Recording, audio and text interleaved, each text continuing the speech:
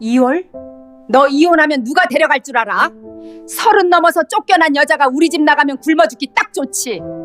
제 이름은 정수아입니다. 올해로 34살, 결혼 7년 차입니다. 지난 7년 동안 저는 결혼 전 5년 동안 피땀 흘려 모은 돈으로 아파트 전세 보증금을 마련했습니다. 시어머니는 말씀하셨죠. 이게 다 우리 준혁이 복이다. 대학 동기에게 부탁해 남편의 일자리를 구해줬을 때 시어머니는 말씀하셨습니다. 내 아들이 능력이 좋아서 된 거지? 제가 매달 월급을 생활비 통장에 꼬박꼬박 입금할 때마다 시어머니는 말씀하셨습니다.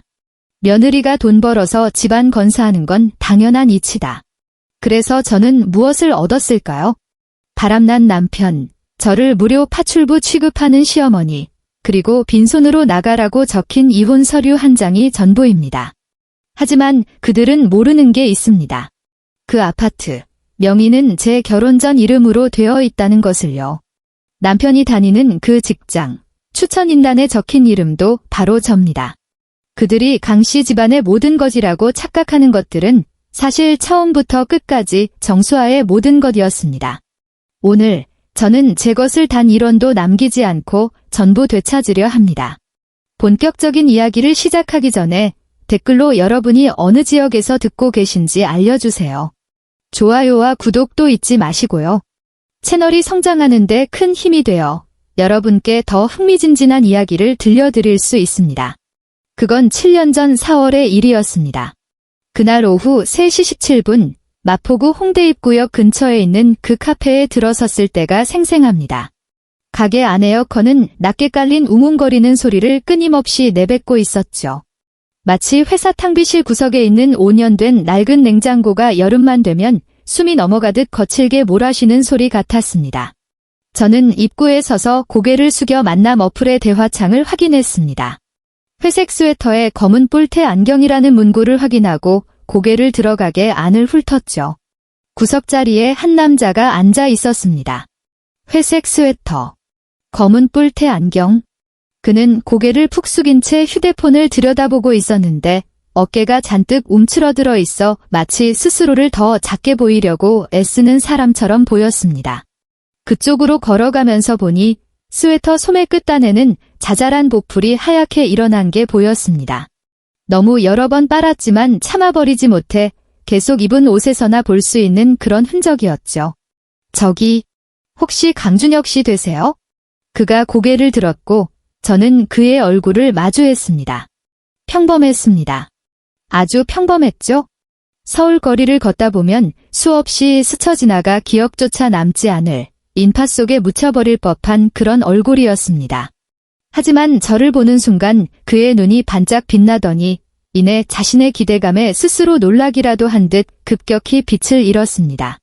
아, 네, 맞습니다. 정수아 씨죠? 앉으세요. 일어나는 동작이 어찌나 허둥지둥한지 테이블 위에 놓인 식어 빠진 아메리카노가 쏟아질 뻔했습니다. 저는 맞은편에 앉아 가방을 무릎 위에 올렸습니다. 27살이 된 이후 세 번째 소개팅이었습니다. 앞선 2번의 만남에서 한 명은 제 학벌이 부족하다며 퇴짜를 놓았고 다른 한 명은 본가가 경상도라는 이유로 싫어했습니다. 서울에서 너무 머네요. 명절마다 오가려면 피곤하겠어요. 라면서요. 직원이 다가와 주문을 물었고 저는 따뜻한 카페라테를 시켰습니다. 커피를 기다리는 동안 우리 사이에는 침묵만 흘렀습니다. 그는 고개를 숙인 채 손가락으로 컵 테두리만 만지작거렸고 저는 창밖을 보는 척했습니다. 창밖은 홍대 거리였습니다. 335 짝을 지어 걸어가는 대학생들, 기타를 치는 거리의 악사들, 손을 잡고 걷는 연인들이 보였습니다. 4월의 서울, 벚꽃이 아직 완전히 지지 않아 바람이 불 때면 분홍빛 꽃잎 몇 장이 유리창에 달라붙곤 했습니다. 저기, 그가 먼저 입을 열었습니다. 제 소개부터 할게요. 네, 말씀하세요. 제 이름은 강준혁이고요. 올해 30살. 사실 곧 31가 됩니다. 지금은 공무원 시험을 준비하고 있어요. 공부한 지는 3년 됐고요. 그는 이 말을 하면서 어깨를 더 움츠렸습니다. 조건이 별로라는 거 잘 알아요. 어플에도 다 써놨는데 그래도 이렇게 만나러 나와주셔서 정말 감사합니다. 목소리는 크지 않았지만 한마디 한마디가 신중하게 무게를 잰 뒤에 나오는 것 같았습니다. 저는 아래로 향한 그의 눈을, 보풀이 일어난 스웨터를, 그리고 테이블 위에 놓인 그의 손을 바라보았습니다. 손톱은 짧고 단정하게 깎여 있었고 건머뜬 장식 하나 없이 깨끗했습니다. 저는 외동아들입니다. 그가 말을 이었습니다. 아버지는 제가 고등학생 때 돌아가셨고 어머니가 혼자 저를 키우셨어요. 지금은 노원구에 사시는데 건강은 괜찮으신 편이지만 그는 잠시 말을 멈췄습니다. 조금 외로워하세요. 그래서 나중에 결혼하게 되면 어머니를 자주 찾아뵙고 싶습니다. 그가 싶습니다라고 말할 때 그 말투에는 조심스러운 떠보기 같은 게 섞여 있었습니다. 마치 저에게 이렇게 묻는 것 같았죠. 괜찮으신가요? 조건도 평범하고 홀시어머니까지 모셔야 하는 남자를 받아들일 수 있나요? 직원이 쟁반을 들고 와 제 앞에 따뜻한 라테를 내려놓았습니다.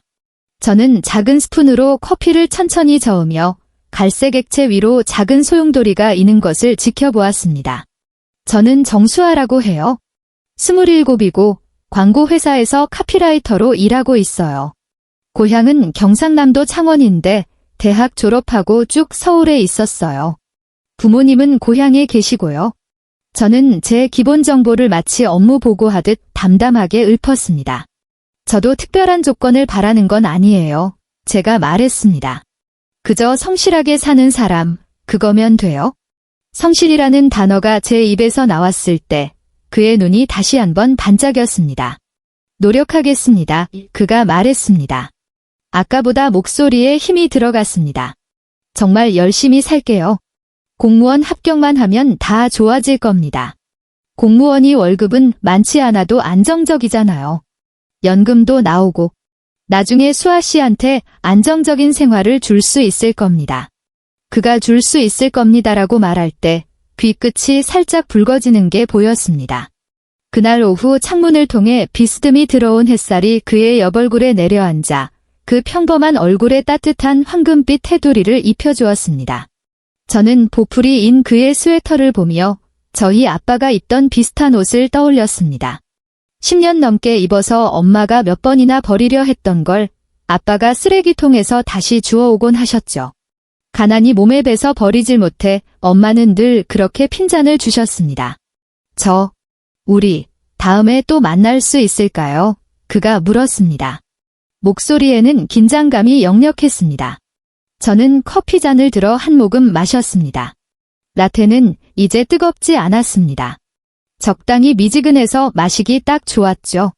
커피의 쓴맛이 혀끝에 퍼지더니 이내 우유의 고소함이 감돌았습니다. 창밖으로 벚꽃 잎 몇 개가 또다시 날아와 유리에 붙었습니다. 마치 분홍색 나비 박제처럼요. 네, 좋아요. 제가 대답했습니다. 그의 얼굴에 환한 웃음꽃이 피었습니다. 그 미소에는 놀라움과 안도감, 그리고 아이 같은 들뜸이 섞여 있었습니다. 저는 그때 생각했습니다. 이 남자, 조건은 평범해도 적어도 속일 사람은 아니겠구나. 성실한 사람이구나. 성실한 사람. 지금 그 5글자를 떠올리면 제 뺨이라도 한 대 후려치고 싶은 심정입니다.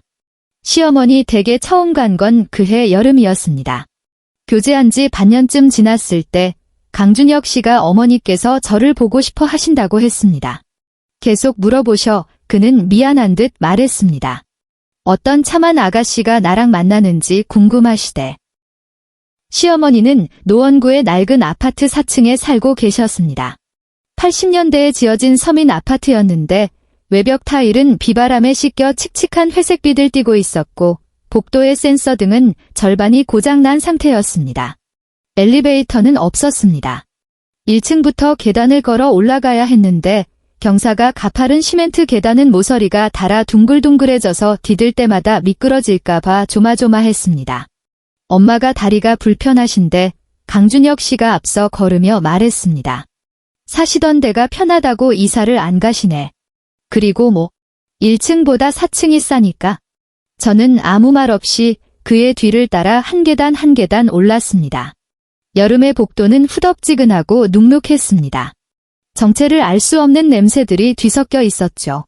어느 집 점심 반찬인 갈치 굽는 비린내 같기도 했고, 복도 구석에 내놓은 김치독에서 새어나오는 시큼한 묵은지 냄새 같기도 했습니다. 3층 반쯤 올랐을 때 제 등은 이미 땀으로 축축했고 이마에도 땀방울이 송글송글 맺혔습니다. 강준혁 씨가 초인종을 눌렀을 때 저는 무의식적으로 치맛자락과 머리카락을 매만졌습니다. 문이 열리고 꽃무늬가 요란한 실내복을 입은 중년 여성이 나타났습니다. 생각보다 체구가 작고 말랐습니다. 머리는 뽀글거리는 파마를 했는데 염색물이 빠져 희끗희끗한 머리카락 뿌리에서 올라와 마치 마른 자풀 같았습니다.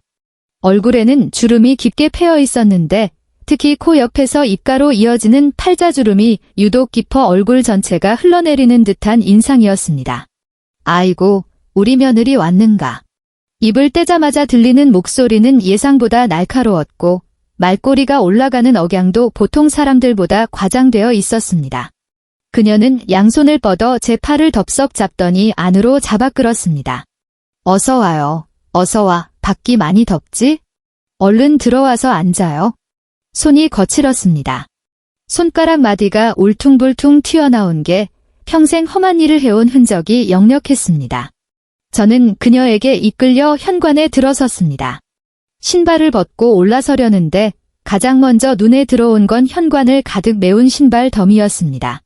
남자 구두, 운동화, 낡은 슬리퍼, 여자 단화들이 비좁은 현관에 어지럽게 널려 있었고 신발장은 이미 포화 상태라 문이 닫히지도 않았습니다. 엄마, 내가 몇 번이나 말했잖아. 안 신는 신발은 좀 버리라니까 강준혁 씨가 인상을 찌푸렸습니다. 버리긴 뭘 버려. 다 멀쩡한 신발들인데 나중에 쓸 일이 있을지 누가 아니. 시어머니는 뒤도 안 돌아보고 쏘아붙이더니 다시 저를 보며 웃었습니다. 자, 수아라고 했지? 들어와서 앉아요. 제 말은 신경 쓰지 말고. 제 이름을 부르는 말투가 마치 10년직이라도 되는 듯 친근했습니다. 그녀를 따라 거실로 들어가는 길, 복도 양옆에 쌓인 온갖 잡동사니들이 눈에 들어왔습니다. 종이박스, 비닐봉지, 묶어놓은 옛날 신문, 돌돌 말린 이불, 노끈으로 묶은 헌 옷. 가뜩이나 좁은 복도가 짐들 때문에 더욱 숨막히게 느껴졌습니다. 저는 몸을 비스듬히 틀어서 지나가야 했는데 그러다 어깨로 위태롭게 쌓인 잡지 더미를 툭 치고 말았습니다. 거실은 좁았지만 더 충격적인 건 벽을 도배하다시피 붙여놓은 것들이었습니다. 왼쪽 벽에는 거대한 포스터가 붙어 있었는데 XX 효소, 독소 배출, 피부 미용, 수명 연장이라고 적혀 있었습니다. 오른쪽 벽에는 또 다른 포스터가 있었는데 처음 들어보는 브랜드의 홍삼 광고였습니다. 대한민국 국민 홍삼, 선물용 으뜸. TV 장식장 옆 구석에는 건강보조식품 상자들이 탑처럼 쌓여 있었습니다. 비타민, 오메가3, 칼슘, 유산균, 엽산. 저는 쭈뼛거리며 소파에 앉았습니다. 인조 가죽이 갈라져 누런 스펀지가 드러난 소파는 앉자마자 푹 꺼지는 느낌이 들어 마치 늪에 빠지는 기분이었습니다. 시어머니가 부엌에서 깎아놓은 과일 접시를 들고 나와 탁자에 놓았습니다. 탁자 위도 만만치 않았습니다. 리모컨, 약봉지, 돋보기 안경, 뜯어발겨진 편지 봉투들, 씻지 않은 찻잔 몇 개가 어지럽게 놓여 있었습니다. 자, 수아 양, 과일 좀 들어요. 시어머니는 제 옆에 바짝 붙어 앉더니 제 손을 덥석 잡았습니다. 손바닥이 건조하고 까슬까슬했습니다. 손바닥에 박힌 굳은 살, 짧고 삐뚤빼뚤하게 깎은 손톱이 느껴졌습니다.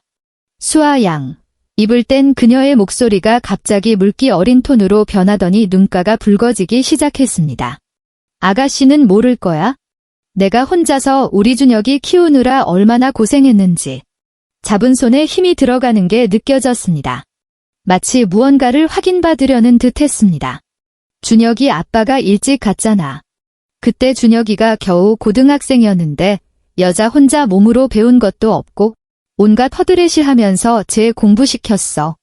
식당 설거지, 화장실 청소, 시장에서 생선 장사까지. 안 해본 고생이 없어. 말을 이어가던 그녀는 정말로 눈물을 흘렸습니다. 깊게 패인 팔자주름을 타고 눈물이 흘러내렸습니다. 저는 당황해서 가방을 뒤져 휴지를 꺼내 건넸습니다. 그녀는 휴지로 눈을 꾹꾹 찍어내더니 계속 말을 이었습니다. 우리 준혁이 참 착한 앤데 운이 안 따라서 3년이나 공무원 시험에 떨어지고 내가 제 걱정에 잠을 못 자 나중에 챙겨줄 사람 없으면 어쩌나 싶어서. 고개를 들어 저를 바라보는 눈에는 아직 물기가 어려 있었지만 눈빛만은 또렷했습니다. 수아 양, 그녀가 제 손을 더욱 꽉 쥐었습니다. 앞으로 우리 준혁이 좀 잘 부탁해요. 무슨 말을 해야 할지 몰라 그저 고개만 끄덕였습니다. 그날 저녁 시어머니가 끓여준 된장찌개와 김치전을 먹었습니다.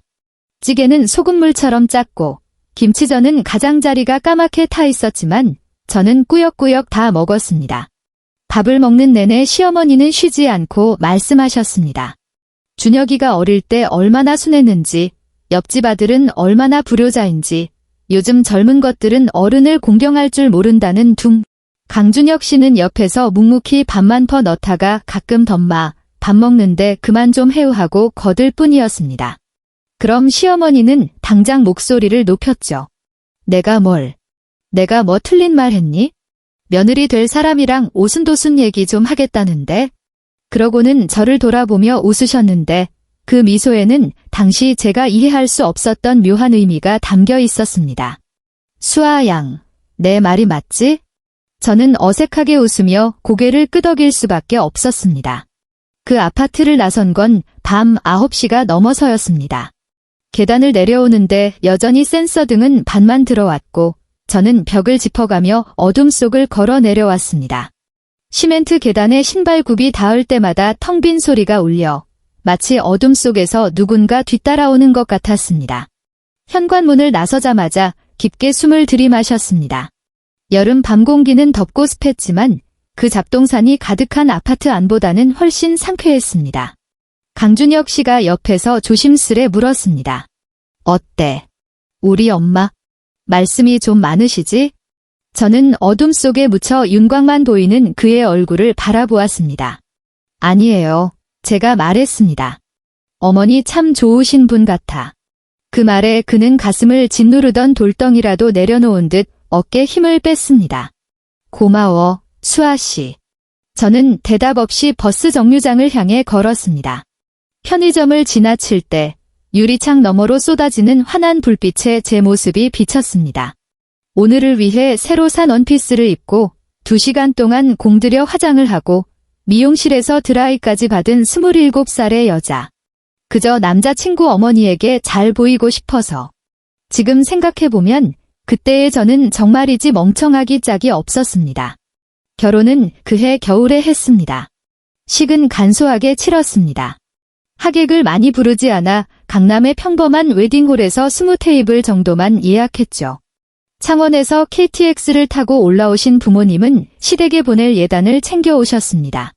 친정엄마는 제 손에 500만 원이 든 봉투를 몰래 쥐어주시며 말씀하셨습니다. 이건 비상금이야. 무슨 일 생길지 모르니까. 시집살이 하다 보면 급할 때 내 돈이 있어야 해. 엄마는 목소리를 낮춰 속삭였습니다. 아무도 모르게 잘 숨겨둬. 저는 고개를 끄덕이고 그 돈을 낡은 지갑 깊숙이 넣어 여행 가방 맨 밑바닥에 자물쇠를 채워 보관했습니다. 결혼식 당일 시어머니는 검붉은색 한복을 입고 머리를 높게 틀어 올린 채 화장까지 하니 꽤 말끔해 보였습니다. 그녀는 하객들 앞에서 제 손을 잡고 세상 행복한 척 연기했습니다. 드디어 며느리를 보내요. 우리 수아가 얼마나 참한지 몰라요. 이제 나도 발 뻗고 살겠네. 저는 그 옆에서 웨딩드레스를 입고 서 있었는데 미소가 자꾸만 굳어졌습니다. 대여한 드레스가 숨통을 조여왔고 가슴을 받치는 와이어가 갈비뼈를 으스러뜨릴 듯 눌러댔습니다. 등 뒤로 식은땀이 흘러 드레스 안감이 축축하고 찝찝하게 달라붙었습니다. 하지만 카메라 플래시가 계속 터지는 통에 억지 웃음을 지을 수밖에 없었습니다. 결혼 후 우리는 제가 마포구에 마련해둔 아파트에 신접살림을 차렸습니다. 그 아파트는 제가 사회생활을 시작한 22살 때부터 5년 동안 악착같이 모은 돈으로 마련한 것이었습니다. 월급에서 최소한의 생활비만 빼고 전부 저축했습니다. 5년 동안 휴가도, 쇼핑도, 명품도 없이 커피 한 잔 마시는 것조차 수십 번 고민하며 살았습니다. 6천만 원이라는 전세 자금은 제 피와 땀이 굳어 만들어진 돈이었습니다. 계약금을 치르던 날, 친정엄마가 은행까지 따라오셨습니다. 송금 전표에 도장을 찍는 제 모습을 보며 엄마의 눈시울이 붉어졌습니다. 수아야, 엄마가 말했습니다. 이 돈, 내 거야. 잊지 마라. 저는 고개를 끄덕였습니다. 그리고 결혼식 한 달 전, 부동산에서 잔금을 치르고 계약서를 쓰는 자리에 시어머니도 따라왔습니다. 수아야, 중개사 사무실 소파에 앉은 시어머니가 아무렇지도 않게 툭 던졌습니다. 집 명의는 준혁이 앞으로 해라. 어차피 부부는 일심동체인데 뭐. 그녀 옆에 앉아 계약서를 쥐고 있던 제 손끝이 차갑게 식었습니다. 사무실 에어컨 온도가 너무 낮았던 탓일까요? 반팔을 입은 팔뚝에 소름이 돋았습니다. 강준혁 씨는 제 반대편에 앉아 휴대폰만 들여다보며 마치 남의 일인 양 굴었습니다. 어머니, 저는 최대한 차분하게 말하려고 노력했습니다. 저는 제 이름으로 하는 게 좋겠어요. 나중에 대출 연장하거나 서류 뗄 때도 제가 움직이는 게 편하니까요. 두 사람 다 왔다 갔다 하면 번거롭잖아요. 시어머니의 시선이 제 얼굴에 꽂히는 게 느껴졌습니다. 등골이 서늘해지는 눈빛이었습니다. 몇 초간 정적이 흘렀고 에어컨 돌아가는 웅웅 소리만 사무실을 채웠습니다. 그러다 그녀가 웃었습니다. 그래, 뭐 감정이 읽히지 않는 건조한 목소리였습니다. 어차피 한 식구니까. 그날 밤 집에 돌아와서 강준혁 씨는 처음으로 저에게 화를 냈습니다. 너 태도가 그게 뭐야? 엄마가 좋은 마음으로 내 이름으로 하자고 한 건데 면전에서 그렇게 딱 잘라 거절해야 했어? 목소리는 크지 않았지만 날카로웠습니다. 현관에서 신발을 벗던 저는 동작을 멈췄습니다. 이 집 내가 해온 거야 제가 말했습니다. 보증금 내가 다 냈잖아. 알아. 아는데 우리 엄마잖아. 어른이 말씀하시면 그냥 네 하고 넘어가면 되지. 굳이 거기서 토를 달아서 엄마 무안하게 만들어야 속이 시원해? 고개를 들어 그를 보았습니다. 복도의 어둠 속에 서 있는 그의 얼굴은 잘 보이지 않았지만 그에게서 뿜어져 나오는 기운이 느껴졌습니다. 짜증, 분노, 아니면 자격지심. 준혁 씨, 저는 떨리는 목소리를 가라앉혔습니다. 이 집 명의는 내 이름으로 하는 게 맞아. 이건 어머니 체면 문제가 아니라 내 원칙이야. 그는 대답 없이 침실로 들어가더니 쾅 소리가 나게 문을 닫아버렸습니다. 그날 밤, 저는 자정이 넘도록 거실에 홀로 앉아 있었습니다. 창밖으로 서울의 야경이 펼쳐졌고 멀리 남산타워의 불빛이 보였습니다. 불 꺼진 거실, 창문으로 스며든 달빛이 바닥에 네모난 조각을 그렸습니다. 소파에 앉아 계약서를 처음부터 끝까지 읽고 또 읽었습니다. 임차일란에 선명하게 찍힌 이름, 정수. 이건 내 집이야. 저는 스스로에게 그렇게 되뇌었습니다. 결혼 1년 차, 생활은 나쁘지 않다고 생각했습니다. 강준혁 씨는 여전히 공무원 학원에 다녔고 저는 회사에 출근했습니다. 그는 제가 출근할 때까지 자고 있었고 퇴근해서 돌아오면 이미 집에 와 소파에 누워 TV를 보고 있었죠. 오늘 어땠어? 제가 물으면 그냥 그랬지 뭐 그가 대답했습니다. 그의 대답은 언제나 그냥 그랬지 뭐 였습니다. 제가 부엌에서 저녁을 준비할 때 그는 거실에서 예능 프로그램을 봤습니다. 환풍기 돌아가는 소리에 TV 소리는 잘 들리지 않았지만 와하하 하는 웃음소리와 박수 소리는 끊이지 않았습니다. 연예인들이 게임하고 농담 따먹기 하는 그런 프로였겠죠. 도마 위에서 칼질 소리가 탁탁탁 울렸습니다. 오늘 저녁은 된장찌개에 삼겹살 구이입니다. 그는 고기를 좋아했으니까요. 시어머니가 그랬죠. 준혁이는 어릴 때부터 고기 반찬 없으면 밥 안 먹었다. 내가 좀 잘 챙겨줘라. 상을 차리고 그를 불렀습니다. 그는 소파에서 아주 느릿느릿 일어났습니다. 그 게으르고 당연하다는 듯한 태도가 몸에 배어 있었죠. 식탁 앞에 앉아 밥을 먹기 시작했습니다. 저는 그가 밥 먹는 모습을 지켜보았습니다. 씹을 때마다 입안에서 쩝쩝거리는 소리가 났습니다. 혀가 음식물을 휘젓는 그 끈적한 소리. 연애 때는 몰랐던 그 소리가 결혼하고 나니 유독 귀에 거슬렸습니다. 왜? 안 먹어? 그가 고개를 들어 물었습니다. 아니야, 먹어야지. 저는 고개를 숙이고 밥 한 숟가락을 입에 넣었습니다. 결혼 1년 차에 있었던 또 다른 일은 제가 그에게 일자리를 구해준 것입니다. 제 대학 동기 임지은은 중견 IT 기업의 인사팀장이었습니다. 동기 모임에서 제가 넌지시 물었죠. 지은아, 너희 회사 요즘 사람 안 뽑니? 지은이는 의아한 눈빛으로 저를 봤습니다. 왜? 너 이직하게? 아니, 내가 아니라 남편. 계속 공무원 시험 준비했는데 잘 안 돼서 일단 일이라도 좀 시작해보려고. 말하면서 얼굴이 화끈거렸습니다. 창피했습니다. 3년 넘게 시험에 떨어진 남편 취직 자리를 아내 인맥으로 구걸한다는 게요. 지은이는 별말 없이 고개를 끄덕였습니다. 그래, 이력서 보내라 해봐. 자리 있는지 알아볼게. 그날 저녁 저는 청담동의 비싼 일식집에서 지은이에게 30만 원짜리 저녁을 샀습니다. 계산할 때 손이 떨렸습니다. 30만 원이면 제 보름치 용돈이었으니까요. 하지만 강준혁 씨에게는 이 사실을 말하지 않았습니다. 그저 지은이 명함만 건네며 말했죠.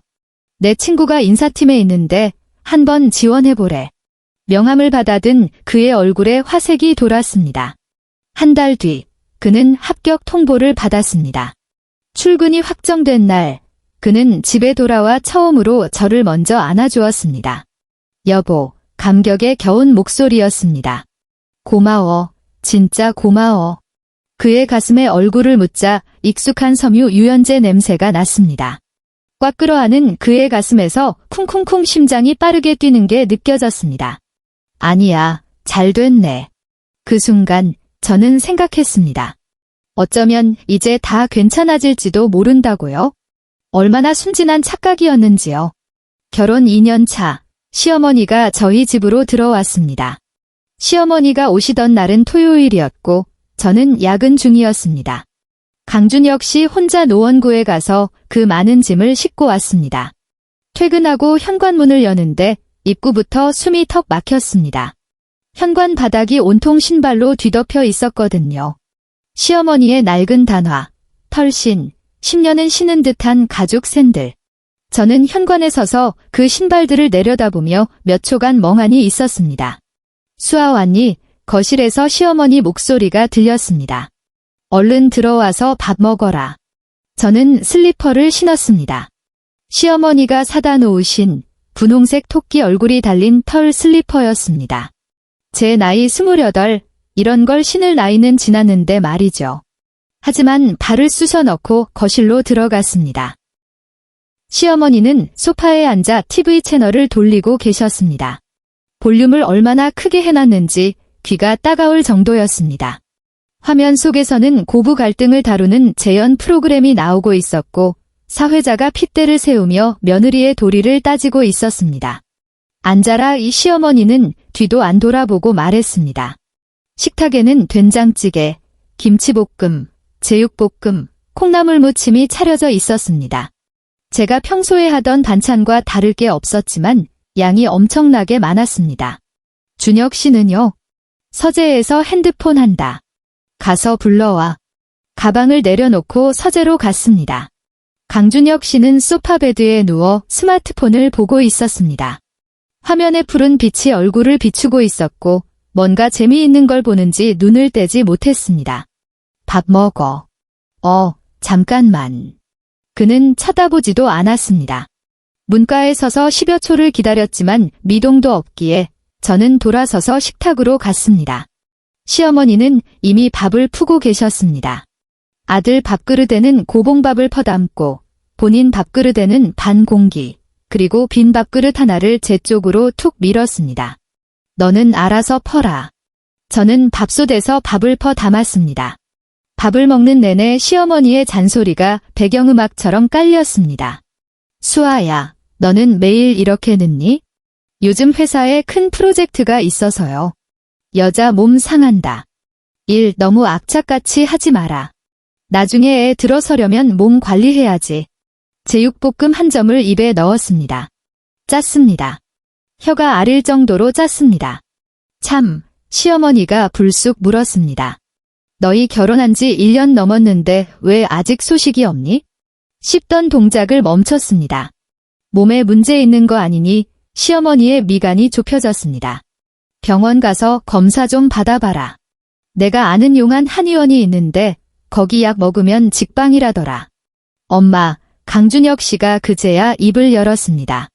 밥풀 튀어가며 말하는 꼴이 가관이었습니다. 알아서 할게요. 좀 밥 먹는데 체하겠네. 내가 뭘. 다 너희 걱정돼서 하는 소리지. 시어머니 목소리가 한 옥타브 올라갔습니다. 내 나이에 손주 한 번 안아보겠다는 게 죄냐?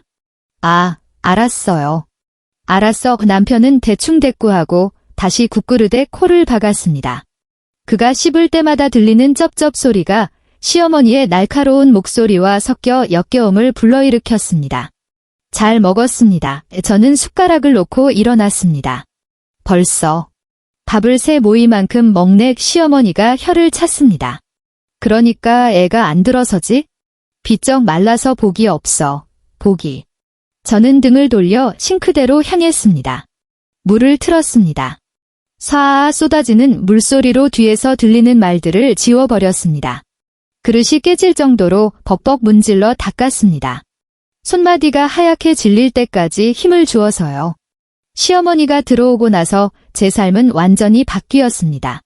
그녀는 아침 9시에 일어나자마자 TV를 켰습니다. 드라마 재방송을 보며 오전 시간을 보내고 점심 먹고 낮잠 한숨, 오후 2시가 되면 칼같이 노인정으로 화투를 치러 나갔습니다. 저녁 6시까지 화투를 치고 돌아와서는 저녁상을 기다렸습니다. 네, 저녁은 당연히 퇴근한 제가 차려야 했습니다. 수아야, 반찬이 이게 다니? 식탁에 앉은 시어머니가 미역국과 오징어 볶음, 시금치 나물을 보며 인상을 썼습니다. 오늘 야근하고 와서 장볼 시간이 없었어요. 핑계는 일 핑계대고 살림 소홀히 하면 안 된다. 우리 준혁이 밖에서 고생하고 왔는데 고기 반찬 하나 없어서 쓰겠니? 저는 국그릇에 둥둥 뜬 기름기를 내려다보았습니다. 냉장고에 고기가 없어서요. 내일 사올게요. 그럼 점심시간에라도 짬내서 사오지 그랬니? 시어머니 목소리가 날카로워졌습니다. 며느리가 돼서 남편 밥상 하나 제대로 못 챙기면 어떡하니? 식탁 밑에서 주먹을 꽉 쥐었습니다. 손톱이 살을 파고들었습니다. 엄마, 강준혁 씨가 귀찮다는 듯 말했습니다. 그만 좀 해. 내가 뭘. 너 키우느라 평생 고생한 어미가 이 정도 말도 못하니? 아니, 못한다는 게 아니라. 됐어. 장가 보냈더니 이제 제 어미는 뒷전이지. 내 아비랑 똑같아. 식탁에 침묵이 내려앉았습니다. 냉장고 모터 돌아가는 소리만 웅웅거렸습니다. 마치 맹수가 으르렁거리는 소리 같았습니다. 저는 밥그릇을 들고 일어나 싱크대 음식물 쓰레기통에 밥을 쏟아버렸습니다. 그날 밤 저는 아무것도 먹지 않았습니다. 대신 설거지를 하고 식탁을 닦고 걸레질을 하고 시어머니가 벗어놓은 빨래를 돌리고 구겨진 실내복을 다림질했습니다.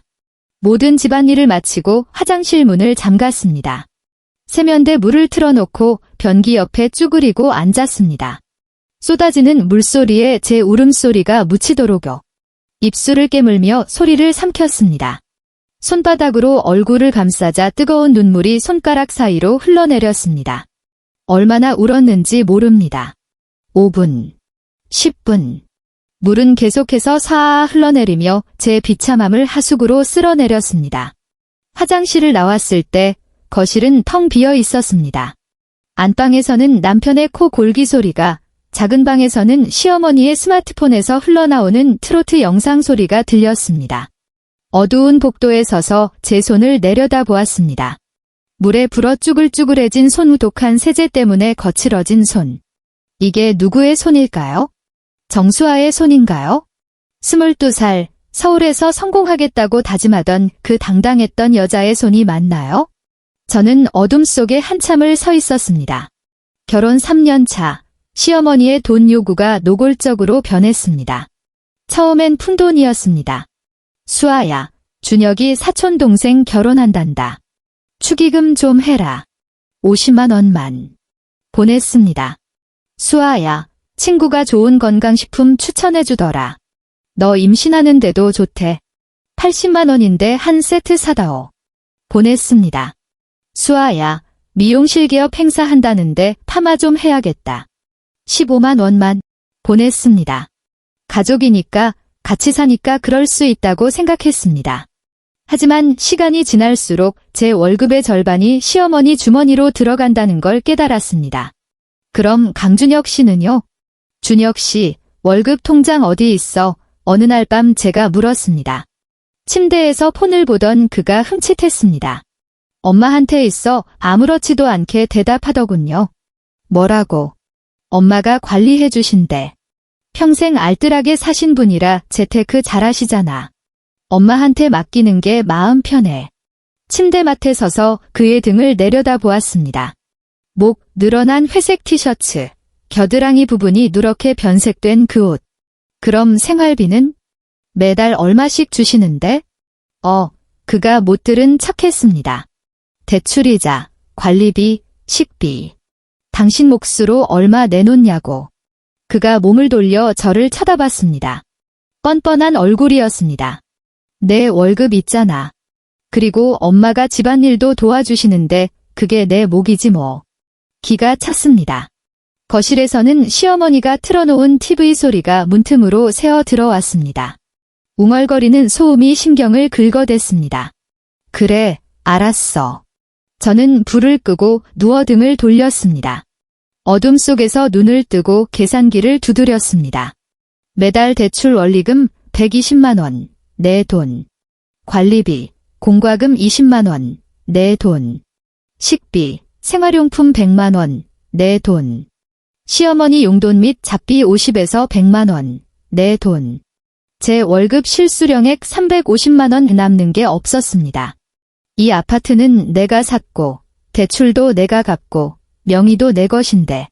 저 인간들은 여기서 기생하며 내 피를 빨아먹고 있었습니다. 하나는 월급을 엄마한테 갖다 바치고, 하나는 그 돈을 움켜쥐고 내 돈까지 뜯어내면서요. 이불을 꽉 쥐었습니다. 침대 매트리스 밑바닥, 엄마가 준 500만 원 비상금이 떠올랐습니다. 비상금. 그 돈을 쓸 만일의 사태가 바로 지금이라는 생각이 들었습니다. 결혼 4년 차 겨울, 그 호텔 영수증을 발견했습니다. 토요일이었습니다. 강준혁 씨가 회사 워크숍으로 경기도에 1박 2일 다녀온다고 했습니다.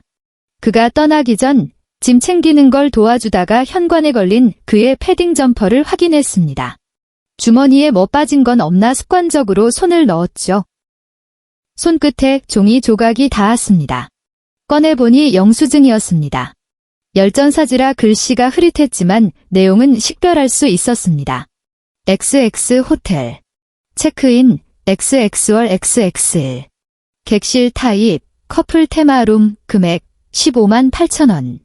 날짜는 2주 전 수요일이었습니다. 그날은 그가 야근한다고 늦게 들어온 날이었습니다. 커플 테마룸. 15만 8천 원. 현관에 서서 영수증을 내려다보는데 손이 미세하게 떨렸습니다. 피가 차갑게 식어내리는 기분이었습니다. 여보, 나간다. 안방에서 남편 목소리가 들렸습니다. 저는 영수증을 구겨질세라 조심스레 주머니 깊숙이 다시 넣고 패딩 지퍼를 올렸습니다. 조심해서 다녀와. 제 목소리는 소름 끼칠 정도로 차분했습니다. 그가 룰루랄라 캐리어를 끌고 나갔습니다. 발걸음이 가벼워 보이더군요. 그가 사라지자마자 저는 안방 서랍을 열었습니다. 그가 쓰는 구형 태블릿 PC를 꺼냈습니다. 비밀번호는 0924. 시어머니 생일. 그는 모든 비번을 이걸로 씁니다. 카카오톡이 로그인되어 있었습니다. 대화 목록을 내리다가 멈췄습니다. 영어 선생님, 7개월 전 그가 영어 공부한다고 학원비 80만 원을 달라고 해서 줬던 기억이 났습니다. 대화방을 열었습니다. 처음엔 수업 문의드립니다로 시작했던 대화가 선생님 내석은희 씨로 그리고 자기야로 변해 있었습니다. 이모티콘이 날아다니고 하트가 쏟아졌습니다. 역겨운 애정 행각을 스크롤하다가 가장 최근 메시지에서 손가락이 멈췄습니다. 어젯밤 11시 32분이었습니다. 준혁 오빠, 이혼은 언제 해? 나 이제 세컨드 노릇 지겨워. 화면의 불빛이 눈을 찔렀습니다. 거실에서는 시어머니가 틀어놓은 홈쇼핑 채널에서 쇼호스트가 찍어드시면 만병이 통치됩니다. 라고 고래고래 소리를 지르고 있었습니다. 저는 제 휴대폰을 꺼내 영수증 사진을 찍어 클라우드에 올렸습니다. 태블릿 화면을 캡처해서 하나하나 전송했습니다. 손은 떨리지 않았습니다. 오히려 차분하게 아주 정밀한 작업을 수행하는 기술자처럼 움직였습니다. 증거 수집을 마치고 태블릿을 제자리에 돌려놓은 뒤 화장실로 갔습니다. 거울을 봤습니다. 눈가에 잔주름이 자글자글하고 피부는 푸석하고 머릿결은 개털이 된 30살의 여자가 서 있었습니다. 목이 늘어난 스웨터를 입은 여자. 시어머니가 집에서 입는 건데 뭐하러 새로 사니라고 해서 기어이 꿰매 입은 그 옷. 이게 누굴까요? 정수아인가요? 지방직 공무원 준비생이라는 말에 성실하겠지 믿었던 그 멍청한 여자. 6천만 원 싸들고 와서 무료 봉사해주고 있는 호구.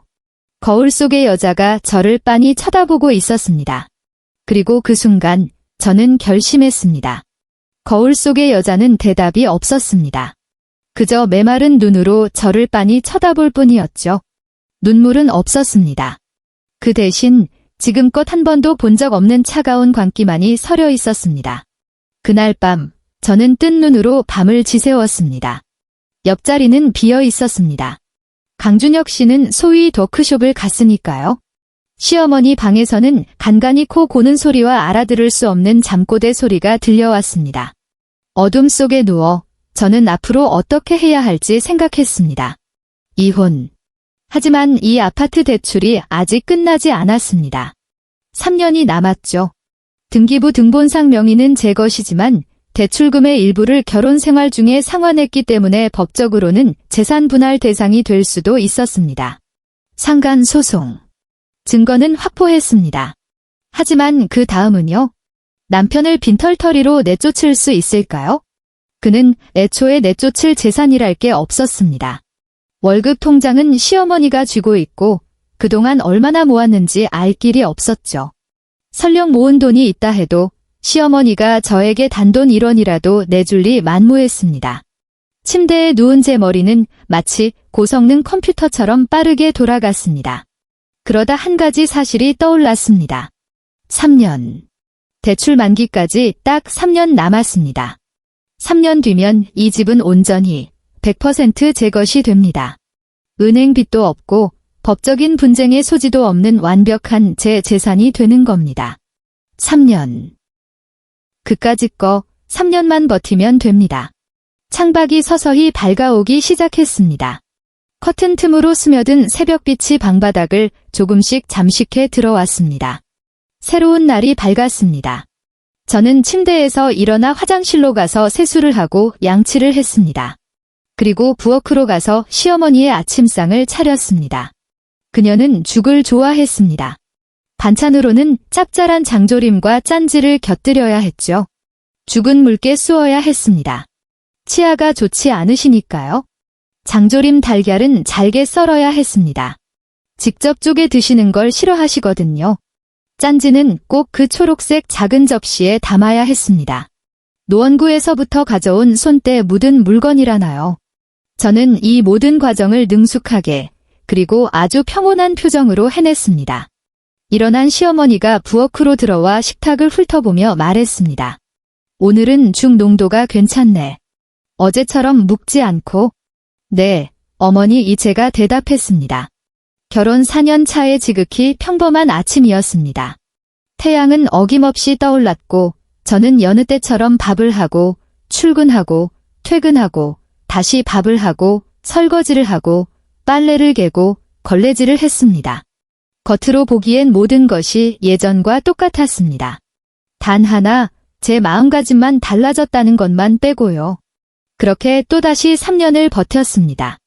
지난 3년 동안 저는 한 가지 기술을 완벽하게 익혔습니다. 바로 현기입니다. 매일 집에 돌아와 시어머니의 밥을 차리고 빨래를 하고 청소를 했습니다. 반찬이 싱겁다고 타박하면 네, 어머니. 다음엔 간을 더 세게 할게요 라고 대답했습니다. 빨래 너는 꼬라지가 이게 뭐냐? 깃이 다 구겨졌잖니 라고 욕하면 네, 어머니. 다음엔 주의할게요 라고 했습니다. 몇 년이 지나도록 애가 안 들어서는 게 내 몸에 문제 있는 거 아니냐고 비아냥거리면 네, 어머니. 병원 가서 다시 검사받아 볼게요 라고 했습니다. 강준혁 씨가 주말에 야근을 한다고 해도 어디 가냐고 묻지 않았습니다. 밤 11시에 낯선 향수 냄새를 풍기며 들어와도 누구를 만났냐고 추궁하지 않았습니다. 집에서 밥 먹는 횟수가 점점 줄어들어도 밖에서 뭘 먹었냐고 묻지 않았습니다. 저는 그저 묵묵히 제가 해야 할 일만 했습니다. 월급은 새로 만든 은행 계좌로 돌려놨습니다. 그 통장의 비밀번호는 시어머니 생일이 아니라 제 주민등록번호 뒷자리 6개로 설정했죠. 기존 월급 통장에는 딱 시어머니에게 드릴 용돈만큼만 남겨두고 나머지는 전부 새 계좌로 옮겼습니다. 아파트 매매 계약서, 등기 권리증, 은행 대출 약정서는 전부 복사해서 회사 사물함 깊숙이 넣어뒀습니다. 집안 그 어디도 안전하지 않았으니까요. 시어머니는 방 정리해준다는 핑계로 제 물건을 뒤지곤 했거든요. 그리고 강준혁 씨의 취업을 도와줬던 대학 동기, 지은이에게 전화를 걸었습니다. 지은아, 요즘 어때? 얼굴 못 본 지 오래됐네? 밥 한 번 먹을까? 우리는 청담동의 그 일식집에서 만났습니다. 네, 3년 전 제가 부탁하며 밥을 샀던 바로 그곳이었죠. 자리에 앉자 지은이가 저를 빤히 쳐다봤습니다. 복잡한 눈빛이었습니다. 수아야, 너 살 많이 빠졌다. 그래. 요즘 일이 많아서 신경을 못 썼나 봐. 저는 웃으며 넘겼습니다. 참, 물어볼 게 있어서. 뭔데? 강준혁 씨, 회사에서 평판 어때? 지은이는 연어 회 한 점을 입에 넣고 천천히 씹었습니다. 그녀의 시선은 제 얼굴에서 떨어지지 않았습니다. 뭘 알고 싶은 건데? 사실대로. 그녀는 젓가락을 내려놓고 냅킨으로 입을 닦았습니다. 그럼 솔직하게 말할게. 목소리가 낮게 깔렸습니다. 내 남편 말이야. 업무 능력은 그저 그런데 대인관계는 꽤 요란해. 특히 여자 직원들하고. 사석에서 좀 느끼하게 굴거나 은근슬쩍 스킨십한다고 불평하는 여직원들이 몇 명 있었어. 정식으로 신고가 들어온 건 아니라서 징계까진 안 갔지만 저는 아무 말도 하지 않았습니다. 그리고 지은이가 잠시 뜸을 들였습니다. 지금 그 직급까지 올라간 거 사실 내가 제일 잘 알잖아. 인사 고과 때마다 내가 알지. 너랑 내 관계 아니었으면 그 실력으로 진작에 구조조정 대상이었어. 저는 고개를 끄덕였습니다. 그래서 지은이가 물었습니다. 갑자기 이런 건 왜 묻는 거야? 저는 앞에 놓인 찻잔을 들어 한 모금 마셨습니다. 녹차는 이미 식어 쌉싸름했지만 목 넘김 끝에는 단맛이 감돌았습니다. 아니야, 제가 말했습니다. 그냥 상황 파악 좀 하려고. 나중 일은? 나중에 생각하자. 그날 우리는 한참 동안 수다를 떨었습니다. 일 이야기, 사는 이야기, 연락 끊긴 대학 동창들 이야기까지. 헤어질 때 지은이가 제 손을 잡았습니다. 수아야, 혹시 도움 필요하면 바로 말해. 우리 사이에 그런 거 따지지 말고. 저는 그녀의 눈을 보며 웃었습니다. 응, 고마워. 3년.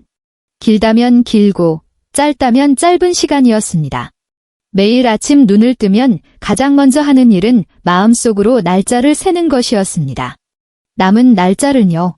1095일, 1094일, 1093일. 하루하루가 마치 시한폭탄의 전선을 하나씩 제거하는 기분이었습니다. 조심스럽게, 그리고 한치의 오차도 없이. 그 3년 동안 시어머니가 급성장염으로 일주일간 입원한 적이 있었습니다. 저는 퇴근 후 매일 병원으로 출근해 사과를 깎고 우유를 데우고 화장실 부축을 했습니다. 간호사가 저를 보며 따님분이 참 효녀시네요 라고 칭찬하자 시어머니는 침대에 누워 코웃음을 쳤습니다. 딸은 무슨 며느리예요. 간호사의 표정이 묘하게 변하더니 저를 한 번 쓱 보고는 입을 다물더군요. 그 3년 동안 강준혁 씨는 승진을 해서 대리에서 과장이 되었습니다. 승진한 날 그는 입이 귀에 걸려서 들어왔습니다. 시어머니는 잔치상이라도 차린 듯 요란을 떨며 와인을 따라고 시켰습니다. 그 와인은 제가 마트 행사 매대에서 15,000원 주고 사온 것이었죠. 자, 아들. 엄마가 한 잔 따라줄게. 우리 준혁이 이제 출세했네. 시어머니는 눈시울까지 붉히며 건배를 제의했습니다. 저는 옆에 앉아 묵묵히 밥만 먹었습니다. 저에게 술을 권하는 사람도 오늘 하루 어땠냐고 묻는 사람도 없었습니다. 저는 그 집 거실에 놓인 투명 인간 가구 같았습니다. 존재하되 아무도 보지 않는 그런 존재요. 그 3년 동안 정어 선생님은 여전히 강준혁 씨의 카카오톡 대화방에 상주했습니다. 호텔은 15만 원짜리 테마룸에서 20만 원짜리 디럭스 룸으로 업그레이드 되었더군요. 제주도 여행도 다녀왔습니다. 강준혁 씨는 회사 워크숍이라고 거짓말했지만 사실은 그 여자와 둘만의 밀월 여행이었습니다. 어떻게 알았냐고요? 그는 비밀번호를 한 번도 바꾸지 않았으니까요. 태블릿 PC의 카카오톡은 언제나 로그인 상태였습니다. 아마 제가 감히 훔쳐볼 거라고는 상상도 못했거나 보든 말든 상관없다고 생각했겠죠. 저는 몇 주에 한 번씩 그의 태블릿을 열어 클라우드에 증거자료를 업데이트했습니다. 그 클라우드의 비밀번호는 오직 저만 알고 있었죠. 그 안에는 지난 3년간 그와 상간녀가 주고받은 모든 대화, 송금 내역, 호텔 영수증, 비행기 티켓 예매 내역이 차곡차곡 쌓여 있었습니다. 증거는 차고 넘쳤습니다. 타임라인은 완벽했습니다. 이제 기다리는 일만 남았습니다. 그리고 마침내 대출금이 전액 상환되는 그날이 왔습니다. 4월 15일. 잊을 수가 없는 날짜입니다. 공교롭게도 그날은 저와 강준혁 씨의 결혼 7주년 기념일이었으니까요. 오전 8시 은행에서 문자가 도착했습니다. 정수아 고객님, XXXX년 XX월 XX일에 실행된 주택담보대출이 XXXX년 4월 15일 자로 전액 상환되었습니다. 대출 약정이 종료되었음을 알려드립니다. 신분증을 지참하시고 가까운 영업점을 방문하여 근저당권 말소 절차를 진행해 주시기 바랍니다. 이용해 주셔서 감사합니다. 저는 그 문자를 한참 동안 들여다보았습니다. 화면 속 글자들이 하나하나 제 망막에 박혔습니다. 전액 상환, 약정 종료, 말소, 7년, 6천만 원의 종잣돈, 7년간의 대출이자, 그리고 그 7년 동안 겪었던 수많은 야근과 시어머니의 눈칫밥, 남편의 외도를 모른 척해야 했던 침묵의 시간들. 이제 이 집은 완전히 제 것입니다. 문자를 캡처해 저장한 뒤 연락처를 여러 번호 하나를 찾았습니다. 반년 전부터 미리 저장해 두었던 이혼 전문 변호사 사무실 번호였습니다. 안녕하세요. 김 변호사님 사무실이죠? 상담 예약 좀 하려고 합니다. 그날 오후 저는 강준혁 씨를 구청으로 불러냈습니다. 서류 뗄 게 좀 있어서 그래? 같이 좀 가줘. 전화로 그렇게 말했습니다. 무슨 서류? 귀찮음이 잔뜩 묻어나는 목소리였습니다. 아마 뭔가 다른 약속이 있었나 봅니다. 인감증명 같은 건데 본인이랑 배우자가 같이 서명해야 된대. 나 혼자서는 안 된대. 그가 한숨을 쉬었습니다. 알았어. 몇 시? 오후 3시. 구청 민원실 앞에서 봐. 전화를 끊고 거울을 보며 옷매무새를 다듬었습니다. 흰색 셔츠는 주름 하나 없이 빳빳하게 다려 입었고 무릎까지 오는 회색 스커트는 단정하면서도 전문적인 느낌을 주었습니다.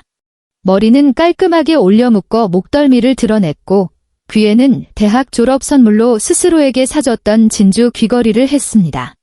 싸구려지만 제가 가장 아끼는 거였죠. 화장은 옅게 했지만 평소보다는 공을 들였습니다. 눈썹은 깔끔하게 그렸고 입술에는 튀지 않는 누드톤 립스틱을 발라 혈색을 돌게 했습니다. 거울 속의 저에게 미소를 지어 보였습니다. 현관을 나서기 전 옷장 깊숙한 곳에서 7년 묵은 낡은 지갑을 꺼냈습니다. 엄마가 주셨던 500만 원 지폐 수를 세어보니 한 장도 비지 않았습니다. 지갑을 가방에 넣었습니다. 이 돈 지난 7년간 단 한 번도 건드리지 않았습니다. 이제야 비로소 쓸 때가 온 것 같네요. 구청 민원실은 에어컨을 세게 틀어놓아 서늘했습니다. 들어서는 순간 저도 모르게 몸을 떨었습니다. 강준혁 씨는 이미 와서 창구 앞 플라스틱 의자에 앉아 휴대폰을 보고 있었습니다. 깃을 세운 남색 폴로 셔츠 차림이 왠지 모르게 초라해 보였습니다. 지난 3년 사이 살이 꽤 쪄서 배가 불룩 튀어나왔고 셔츠 단추가 힘겨워 보였습니다. 저를 발견한 그가 고개를 들었습니다. 멍한 표정이었습니다. 무슨 서류를 떼는데 민원실이야? 저는 대답 대신 창구로 걸어가 직원에게 말했습니다. 안녕하세요. 오늘 오후 3시에 협의 이혼 서류 접수 예약했습니다. 등 뒤로 강준혁 씨의 시선이 비수처럼 꽂히는 게 느껴졌습니다. 그의 목소리가 찢어질 듯 높아졌습니다. 지금 뭐라고 했어? 이혼. 직원은 익숙하다는 듯 표정 변화 없이 우리를 쳐다보았습니다. 그리고 서류 2장과 볼펜을 내밀었습니다. 두 분, 이혼 신고서 작성하시고 여기랑 여기에 서명해주세요. 저는 서류를 받아들고 몸을 돌려 강준혁 씨를 마주 보았습니다. 그는 어느새 자리에서 벌떡 일어나 있었습니다. 얼굴은 홍당무처럼 붉어졌고 눈은 금방이라도 튀어나올 듯 커져 있었습니다. 정수아, 너 미쳤어. 이혼이라니. 갑자기 왜? 이거나 봐. 가방에서 서류철 하나를 꺼내 그에게 건넸습니다. 두껍지는 않았지만 내용은 알찼습니다. 열전사지로 된 그 호텔 영수증, 70페이지에 달하는 카카오톡 대화 캡처, 10여 장의 호텔 및 항공권 예약 확인서, 그리고 영어 선생님의 신상 정보까지. 그녀의 이름은 이은희, 26살, 강남의 성인 영어 학원 강사, 미혼. 서류철을 넘기는 강준혁 씨의 손이 덜덜 떨렸습니다. 한 장 한 장 넘길 때마다 그의 얼굴색은 붉은색에서 하얗게 다시 흑빛으로 변해갔습니다. 입술이 파르르 떨렸고 눈동자에는 당혹감과 분노, 그리고 현장을 들킨 범죄자의 비굴함이 뒤섞여 있었습니다. 너 내 핸드폰 훔쳐봤어? 태블릿 PC야. 제가 정정해 주었습니다. 비밀번호, 어머니 생일이잖아. 그동안 한 번도 안 바꿨더라. 너 진짜... 서명액 제가 말을 끊었습니다. 목소리는 차분했습니다. 서명하면 이 일은 덮어줄게. 안 하면 이거 그대로 회사 사내 게시판에 올릴 거야. 당신 동료들이 강 과장이 어떤 인간인지 아주 잘 알게 되겠지. 그의 얼굴에서 핏기가 완전히 사라졌습니다. 민원실 안에는 잠시 정적만이 감돌았습니다. 에어컨 송풍구에서 웅웅거리는 기계음만 건조하게 울려 퍼졌습니다. 창밖에는 4월의 햇살이 눈부시게 쏟아지고 있었지만 이 차가운 공간까지는 닿지 못했습니다. 너 이러면 안 돼. 그의 목소리가 갈라졌습니다. 수아야, 우리 대화로 하자. 응? 내가 다 잘못했어. 근데 이건 좀 서명해. 제발 내 말 좀 들어봐. 서명하라고. 그가 제 눈을 보았습니다. 저도 그의 눈을 똑바로 응시했습니다. 제 눈빛이 어땠는지는 모르겠지만 그의 눈에 서린 감정은 확실히 알 수 있었습니다. 공포. 더 이상 물러설 곳 없는 벼랑 끝에 몰린 쥐의 공포였습니다. 그는 고개를 푹 숙이고 펜을 들어 지혼 동의란에 서명했습니다. 저는 다른 서류 한 장을 그 앞으로 밀었습니다. 이것도 재산 분할 협의서야. 재산 분할을 포기함란에 서명해. 그의 손이 멈칫했습니다. 재산 분할. 그게 무슨 소리야? 그 아파트 보증금. 내가 결혼 전에 모은 돈으로 한 거 당신도 알잖아. 대출금도 내가 다 갚았어. 당신은 지난 7년 동안 10원 한 장 보탠 적 없고 등기부 등본 명의도 내 이름이고 하지만 그건 우리가 결혼하고 같이 산 집이잖아. 법적으로 따지면 제가 말을 잘랐습니다. 결혼 후 상환한 대출금에 대한 기여도는 인정받을 수 있겠지. 몇 천만 원 정도? 근데 당신이 이거 서명 안 하면 저는 서류철을 턱짓으로 가리켰습니다. 이 자료들이 당신 회사 게시판, 포털 사이트 검색어 순위, 그리고 어머니가 매일 들락거리는 그 동네 맘카페에 쫙 깔릴 거야. 선택해. 그는 저를 멍하니 쳐다보았습니다. 그의 눈동자 속에서 무언가가 와르르 무너져 내리는 게 보였습니다. 이내 그는 고개를 떨구고 서명했습니다. 직원은 무표정한 얼굴로 서류와 신분증을 가져가더니 컴퓨터 자판을 몇 번 두드리고는 접수증 2장을 출력해 내밀었습니다. 접수되셨고요. 30일간의 숙려기간 후에 효력이 발생합니다.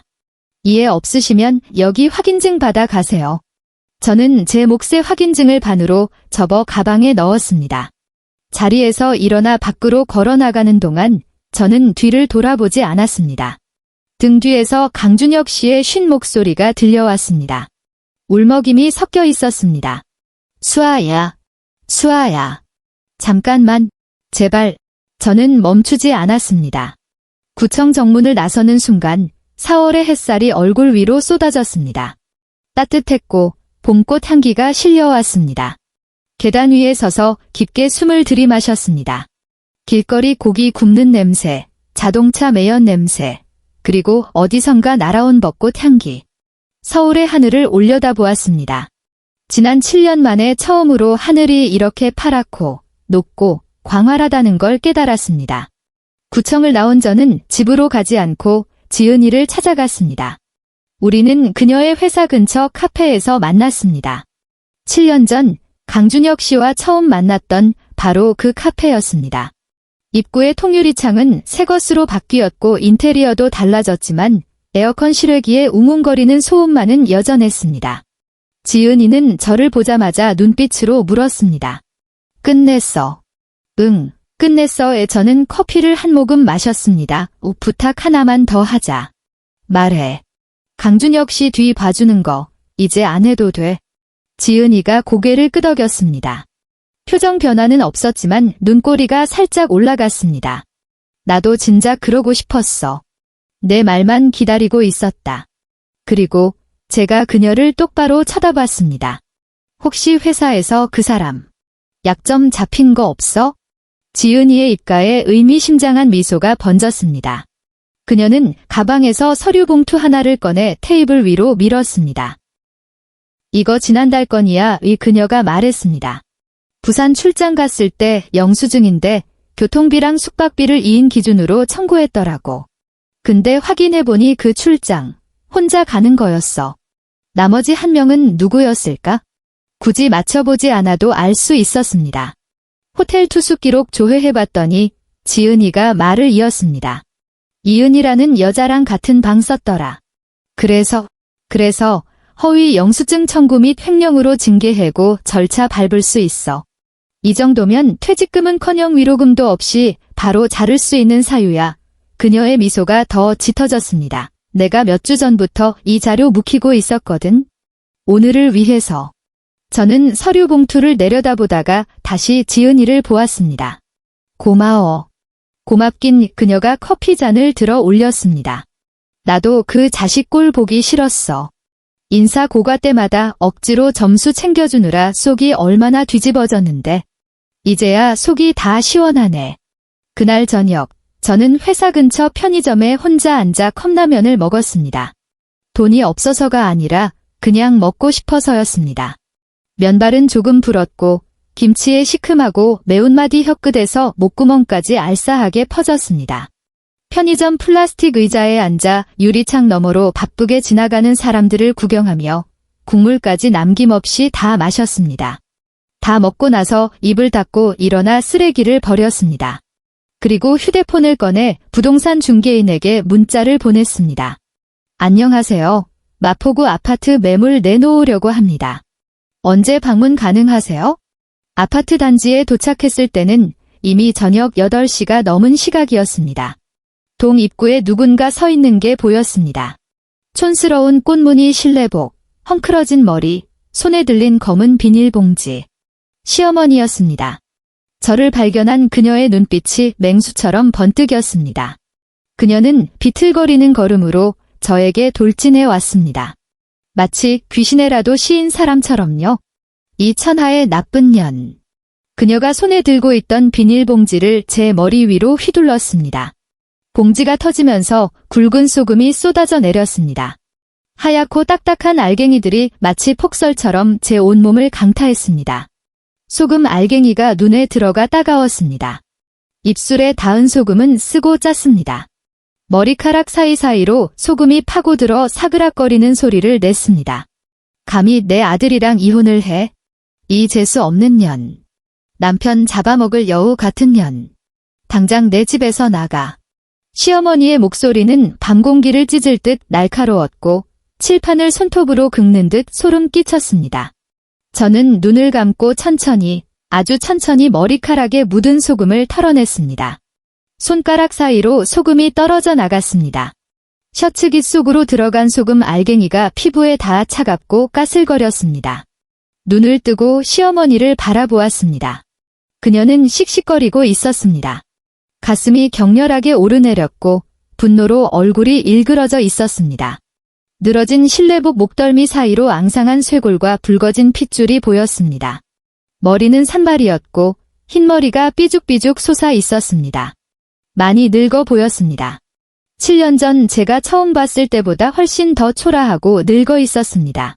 어머니, 제가 입을 열었습니다. 목소리는 차분했습니다. 이 집 보증금, 제가 결혼 전에 모은 돈으로 했습니다. 대출금도 제가 갚았고요. 등기부 등본 명의도 제 이름입니다. 거짓말 마. 이건 우리 준혁이 집이야. 이미 부동산에 매물로 내놨습니다. 예상 거래가는 7억 원이고요. 저는 또박또박 한 글자 한 글자 씹어서 말했습니다. 3일 시간 드릴게요. 그 안에 짐 빼세요. 안 그러면 법원에 강제 집행 신청합니다. 시어머니가 멍하니 입을 벌렸습니다. 무슨 말이라도 하려는 듯 입술을 달싹였지만 목소리가 나오지 않는 듯 했습니다. 입술은 파르르 떨렸고 충혈된 눈은 금방이라도 튀어나올 것 같았습니다. 저는 가방에서 아파트 매매 계약서 사본을 꺼냈습니다. 원본은 이미 안전한 곳에 숨겨두었죠. 계약서를 펼쳐 그녀의 눈앞에 들이밀었습니다. 직접 보세요. 매수인 정수아. 소유자 정수아. 이어서 은행 이체 내역서를 꺼냈습니다. 이건 보증금 6천만 원 이체 내역입니다. 제 개인 계좌에서 나갔고 날짜는 2017년 11월 23일. 결혼하기 전입니다. 마지막으로 등기 권리증 사본을 꺼냈습니다. 등기 권리증. 권리자 정수아. 소재지 마포구 XX동 XX호. 접수 일자. 너, 시어머니의 목소리가 쇳소리처럼 긁혀 나왔습니다. 너 이 독한. 저는 서류들을 다시 가방에 넣었습니다. 그리고 종이 한 장을 더 꺼냈습니다. 지은이에게 받은 자료, 강준혁 씨의 횡령조사 보고서와 해고 예고 통지서였습니다. 그리고 이것도 종이를 펼쳐 보였습니다. 준혁 씨, 회사에서 출장비 횡령한 거 걸려서 인사팀에서 해고 절차 밟고 있어요. 이건 해고 통지서 사본이에요. 정식 통지서는 내일 준혁 씨 책상 위에 올라갈 겁니다. 시어머니의 얼굴색이 시시각각 변했습니다. 분노의 붉은색에서 경악의 하얀색으로, 그리고 절망의 흑빛으로. 입술 떨림이 잦아들더니 온몸에 힘이 빠져나가는 듯 했습니다. 어떻게 제가 왜 못해요? 말을 잘랐습니다. 어머니, 지난 7년 동안 어머니가 저한테 뜯어간 돈, 대충 계산해봐도 8천만 원은 넘더군요. 액수를 말하자 시어머니의 눈동자가 흔들렸습니다. 찔리는 게 있는 눈빛이었습니다. 준혁 씨 사촌 동생 축의금 50만 원, 노인 대학 친구가 판다는 건강식품 80만 원, 친구 딸 개업한 미용실 15만 원, 백내장 수술비 350만 원, 고혈압 약값 매달 5만 원씩 7년이면 420만 원이 그 외 자잘하게 가져가신 것들. 하나하나 읊을 때마다 그녀의 얼굴이 무너져 내렸습니다. 이 돈, 원래는 다 청구하려고 했어요. 하지만 잠시 말을 멈췄습니다. 안 받을게요. 지난 7년 동안 어머니 모신 셈 치죠. 시어머니의 다리가 풀렸습니다. 그녀는 뒷걸음질 치다 벽에 부딪히더니 그대로 주르륵 미끄러져 바닥에 주저앉았습니다. 소란스러운 소리에 이웃들이 하나둘 문을 열고 나왔습니다. 복도에서 기웃거리는 사람, 창문으로 내다보는 사람, 휴대폰을 꺼내 동영상을 찍는 사람도 있었습니다. 저는 그들의 시선을 무시하고 바닥에 쭈그리고 앉은 시어머니를 내려다보았습니다. 오늘부터 제 목소리는 작았지만 못 하나하나가 귀에 박히듯 선명했습니다. 당신 아들이 죽든 살든 저랑은 아무 상관 없습니다. 말을 마치고 저는 현관 비밀번호를 누르고 들어갔습니다. 문을 닫고 현관문에 등을 기댄 채 길게 숨을 내쉬었습니다. 집 안은 고요했습니다. 냉장고 돌아가는 웅웅 소리, 윗집 의자 끄는 소리, 멀리서 들리는 자동차 경적 소리만이 정적을 채웠습니다. 화장실로 들어가 샤워기를 틀었습니다. 따뜻한 물줄기 아래 서서 머리부터 발끝까지 물을 맞았습니다. 머리카락에 남은 소금기가 끈적하고 불쾌한 기분이 지난 7년간 켜켜이 쌓인 묵은 때가 씻겨 내려갔습니다. 얼굴을 타고 흐르는 게 물인지 눈물인지 분간할 수 없었습니다. 아마 둘 다였겠죠? 하지만 소리내어 울지는 않았습니다. 그저 물줄기 아래 눈을 감고 아주 오랫동안 서 있었습니다. 아파트는 6억 8천만 원에 팔렸습니다. 세금과 중개 수수료를 제하고 제 손에 쥐어진 돈은 6억 2천만 원이었습니다. 제 평생 만져본 가장 큰 돈이었습니다. 잔금을 치르던 날 은행 VIP실에 혼자 앉아 통장 잔고의 숫자가 9자리로 바뀌는 것을 지켜보았습니다. 화면 속 숫자가 깜빡이는 것이 마치 현실감 없는 꿈처럼 느껴졌습니다. 자산관리사가 옆에서 열심히 투자 상품을 설명했습니다. 정기예금은 이율이 너무 낮고요. 적립식 펀드 어떠세요? 부동산 리츠도 수익률 괜찮습니다. 저는 건성으로 고개만 끄덕였습니다. 은행을 나와 강남 거리를 걷다가 삼성동의 한 상가 건물에 작은 사무실을 하나 얻었습니다. 15평 남짓한 작은 공간이었지만 창문이 커서 햇살이 잘 들었습니다. 입구에 작은 간판을 달았습니다. 정수화 번역 앤드 기획소. 오랫동안 꿈꿔왔던 일이었습니다. 대학 때 어문학을 전공해서 영어와 일본어는 꽤 자신 있었습니다. 졸업 후 광고 회사 카피라이터로 일했지만 마음 한구석에는 늘 번역 일을 하고 싶다는 소망이 있었습니다. 하지만 전세 자금 모으느라, 대출금 갚느라, 그리고 먹고 사느라 미뤄두었던 꿈이었죠. 이제야 비로소 시작할 수 있게 되었습니다. 개업 첫 주에는 파리만 날렸습니다. 텅 빈 사무실에 혼자 앉아 모니터만 멍하니 바라봤습니다. 창밖으로는 강남의 빌딩 숲과 바쁘게 오가는 사람들이 보였습니다. 비스듬히 들어온 햇살이 바닥에 네모난 빛 조각을 그렸습니다. 조급해하지 않았습니다. 7년도 기다렸는데 고작 며칠쯤이야. 둘째 주, 작은 출판사 편집자가 연락해 일본 라이트 노벨 번역을 의뢰했습니다. 고료는 적었지만 흔쾌히 수락했습니다.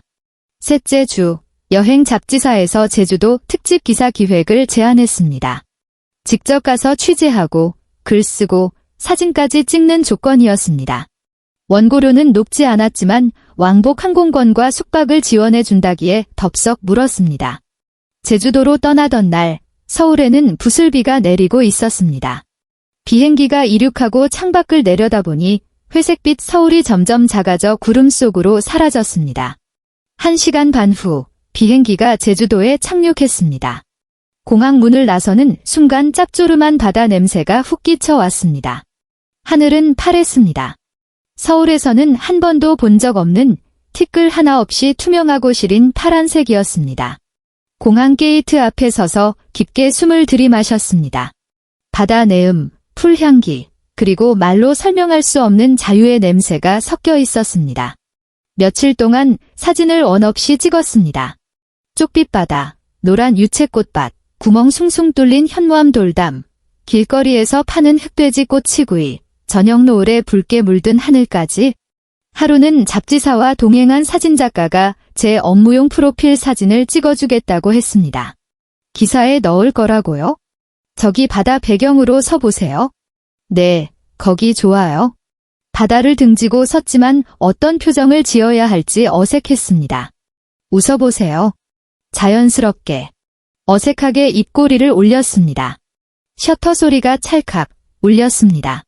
나중에 그 사진들이 여행 예능 프로그램 자료 화면으로 나갔다는 걸 알게 되었습니다. 잡지사가 방송국이랑 제휴를 맺고 있었거든요. 방송을 보고 나서야 알았습니다. 화면 하단 자막에는 이렇게 적혀 있었습니다. 신진 프리랜서 기획자 정수. TV 속에 저는 제주도 바다를 배경으로 흰 셔츠에 청바지를 입고 환하게 웃고 있었습니다. 바람에 머리카락이 흩날렸지만 표정만큼은 진짜였습니다. 강준혁 씨가 그 방송을 본 건 어느 편의점에서였습니다. 회사에서 해고당한 지 넉 달째 되던 날이었습니다. 실업급여는 석 달 만에 끊겼고 재취업을 하려 했지만 횡령으로 인한 해고 기력이 발목을 잡았습니다. 여기저기 이력서를 넣었지만 면접조차 보지 못했죠. 결국 그는 일용직을 전전했습니다. 공사판에서 벽돌을 나르고 야간 편의점 알바를 하고 인형 탈을 쓰고 전단지를 돌렸습니다. 그날 편의점에서 삼각김밥 하나를 사서 계산하려는데 카운터 뒤 벽걸이 TV에서 익숙한 얼굴이 스쳐 지나갔습니다. 제주도 푸른 바다 앞에 서서 활짝 웃고 있는 여자. 자막, 신진 프리랜서 기획자 정수. 강준혁 씨는 삼각김밥을 쥔 손을 멈췄습니다. 에어컨 바람이 나오는 편의점에 멍하니 서서 화면 속 여자를 뚫어지라 쳐다봤습니다. 여자는 행복해 보였습니다. 눈이 반달처럼 휘어져 근심이라곤 하나도 없어 보였습니다. 저기요, 계산 안 하세요? 뒤에 사람 기다리는데 알바생의 짜증 섞인 목소리에 정신이 번쩍 들었습니다. 그는 고개를 숙이고 쫓기듯 계산을 마치고 나왔습니다. 겨울 초입의 서울 밤거리는 쌀쌀했습니다. 얇은 점퍼깃을 여미며 걷는데 전화벨이 울렸습니다. 시어머니였습니다. 준혁아, 오늘도 밥 안 먹고 들어오니? 엄마. 밖에서 대충 때웠어. 금방 갈게. 너 그 여우 같은 전처년 오늘 TV에 나왔더라. 내가 봤어. 제주도에서 희희낙낙하고 있더구나. 걔는 무슨 복을 타고 나서 저렇게 잘 사니? 우린 이 꼴을 만들어 놓고. 시어머니는 전화기 너머로 악을 쓰다가 급기야 울음을 터뜨렸습니다. 쉰 목소리로 저주를 퍼붓는 통에 귀가 아팠습니다. 강준혁 씨는 아무 말 없이 듣고만 있었습니다. 발걸음이 점점 느려지더니 문 닫은 고깃집 앞에서 멈췄습니다. 유리창에 비친 자신의 모습이 보였습니다. 퀭한 눈, 떡진 머리, 꼬질꼬질한 점퍼, 그리고 손에 들린 편의점 비닐봉지. 7년 전 카페에서 참 성실해 보이세요 라고 말하던 여자의 얼굴이 떠올랐습니다. 6천만 원을 선뜻 내놓으며 집을 계약하던 결단력 있는 눈빛. 친구에게 부탁해 취직시켜주고 30만 원짜리 밥을 사면서도 생색 한 번 안 내던 모습.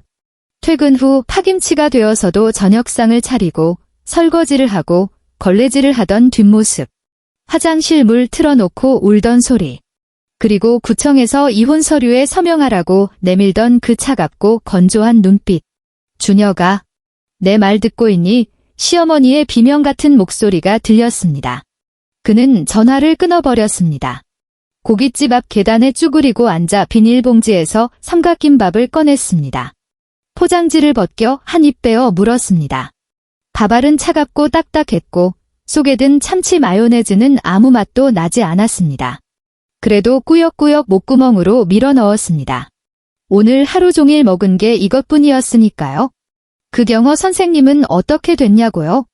강준혁 씨가 실직했다는 소식을 듣자마자 카톡 하나 달랑 보내고 끝냈습니다. 준혁 오빠, 우리 아무래도 안 맞는 것 같아. 앞으로 연락하지 마. 그가 수백 통의 카톡을 보내고 전화를 걸었지만 모두 차단당했습니다. 학원으로 찾아갔더니 데스크 직원이 이은희 선생님 그만두셨어요 라고 하더군요. 그녀는 어디론가 증발해 버렸습니다. 번호를 바꿨는지 다른 도시로 갔는지 아니면 또 다른 준혁 오빠를 찾아 떠났는지 알 수 없었습니다. 마치 지난 3년이 신기루였던 것처럼 그녀는 흔적도 없이 사라졌습니다. 강준혁 씨는 고개를 들어 서울의 탁한 밤하늘을 올려다봤습니다. 구름에 반사된 네온사인이 기괴한 분홍빛을 띠고 있었습니다.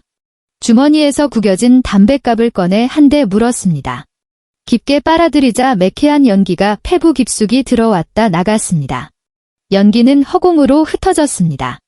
그와 시어머니는 지금 노원구의 그 엘리베이터 없는 낡은 아파트, 7년 전 제가 처음 인사드리러 갔던 그곳에 살고 있습니다. 그들이 감당할 수 있는 집세는 거기뿐이었으니까요. 수아는요. 제주도 여행 사진을 SNS에 올렸습니다. 푸른 바다, 뭉게구름, 초록 들판, 그리고 바닷바람을 맞으며 서 있는 뒷모습. 하늘색 원피스 자락이 펄럭여 마치 날개를 펴고 날아오르는 새처럼 보였습니다. 사진 밑에는 짧게 한마디 적었습니다. 34, 인생 리셋. 댓글 창이 시끌벅적했습니다. 전이 너무 예뻐요. 부러워요. 거기 어디예요? 행복해 보이세요. 그중 한 댓글이 눈에 들어왔습니다. 수아님, 지금 행복하신가요?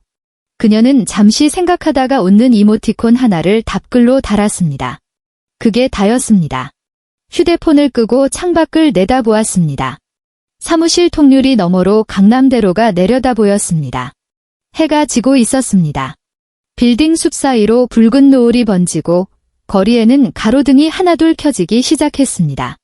퇴근길 차량의 헤드라이트 불빛이 강물처럼 흘러갔습니다. 그녀는 찻잔을 들었습니다. 최근에 산 작설차 향기가 은은하게 퍼져 마음을 차분하게 해주었습니다. 창가에 기대 앉아 노을이 완전히 사라지고 어둠이 깔릴 때까지 밖을 바라보았습니다. 7년 전 카페에서 결심이 살겠습니다 라고 말하던 남자의 얼굴. 보풀린 회색 스웨터, 땀에 젖은 손, 수줍은 미소. 앞으로 잘 부탁한다며 손을 잡던 시어머니의 붉어진 눈시울. 그 아파트, 영수증, 대화 기록, 길고 길었던 밤들, 소리 없는 절규. 구청에서 서류 봉투를 건넬 때의 그 차분했던 심장 박동. 소금 세례를 맞았을 때 입가에 맴돌던 짠맛과 묘한 해방감. 그 모든 기억들이 주마등처럼 스쳐 지나갔습니다. 너무 빨라서 잡을 순 없었지만 장면 하나하나가 뼈에 사무치도록 선명했습니다. 찻잔을 내려놓고 길게 숨을 내쉬었습니다. 창밖의 서울은 여전히 화려하고 시끄러웠습니다. 멀리 남산타워 꼭대기에 붉은 불빛이 심장 박동처럼 깜빡거렸습니다. 행복하냐고요? 글쎄요, 잘 모르겠습니다. 하지만 한 가지 확실한 건 숨통을 조여오던 그 회색빛 삶은 이제 끝났다는 것입니다. 지금 눈앞의 하늘은 여전히 서울의 하늘이지만 왠지 예전보다 더 높고 더 넓고 더 자유로워 보였습니다. 그거면 된 거 아닐까요? 자리에서 일어나 창문을 닫고 커튼을 쳤습니다. 컴퓨터를 켜고 오늘 온 업무 메일을 확인하기 시작했습니다. 모니터 불빛을 받은 그녀의 얼굴은 사뭇 진지해 보였지만 입가에는 옅은 미소가 걸려 있었습니다. 사무실의 불은 늦은 밤까지 꺼지지 않았습니다. 서울의 밤은 길지만 언젠가는 아침이 옵니다. 내일은 또 새로운 태양이 떠오를 테니까요. 먼 훗날 수아는 가끔 그 7년의 시간을 꿈꾸곤 했습니다. 꿈속의 장면들은 흐릿했습니다. 시어머니의 날카로운 고함 소리, 강준혁 씨의 쩝쩝거리는 밥 먹는 소리, 아파트 창틈으로 들어오던 외풍, 화장실 물소리 같은 것들이 파편처럼 떠다녔습니다. 그런 꿈을 꾸고 나면 잠시 멍하니 있다가 이내 몸을 뒤척여 다시 잠을 청했습니다. 다시 눈을 떴을 때는 커튼 틈으로 햇살이 들어와 이불 위에 따스하게 내려앉아 있었습니다. 지금 사는 곳은 강남의 작은 오피스텔입니다. 자가는 아니고 월세입니다. 이제는 그 무엇에도 얽매이고 싶지 않다나요. 혼자 삽니다. 아, 동거인이 하나 있긴 하네요. 유기묘 보호소에서 데려온 고양이 한 마리. 노랑 무늬가 있는 녀석인데 성격은 좀 까칠해도 잘 때면 꼭 옆에 붙어 잡니다. 매일 아침 고양이가 배 위로 올라와 꾹꾹이를 하는 통에 잠에서 깹니다. 알았어, 알았어. 밥 줄게. 비몽사몽 일어나 사료를 챙겨주고 커피를 내리고 창가 식탁에 앉아 아침을 먹습니다. 메뉴는 간단합니다. 토스트 한 쪽, 계란 프라이 하나, 가끔은 우유 한 잔. 아침을 먹고 나면 작업실로 출근합니다. 번역도 하고 기획서도 쓰고 미팅도 합니다. 적당히 바쁘고 적당히 여유롭습니다. 퇴근하고 집에 오면 저녁을 해 먹습니다. 1인분 식탁. 반찬 가짓수에 집착할 필요도 누군가를 기다릴 필요도 고기 반찬 타령을 들을 필요도 없습니다. 저녁을 먹고 나면 책을 읽거나 영화를 보거나 아니면 소파에 누워 고양이 배를 긁어주며 멍을 때립니다. 심심할 정도로 평범하지만 더할 나위 없이 자유로운 삶입니다. 가끔 그녀는 생각합니다. 이런 게 바로 그때 꿈꾸던 성실하고 평범한 삶이 아니었을까 하고요. 누구에게 기생하지 않고 누구를 위해 희생하지 않고 나의 노력이 오롯이 나에게 돌아오는 삶. 그저 담담하게 나로서 존재하는 삶. 바다는 여전히 푸르고 파도는 여전히 칩니다. 하지만 그 바다를 바라보는 사람은 이제 예전의 그 사람이 아닙니다.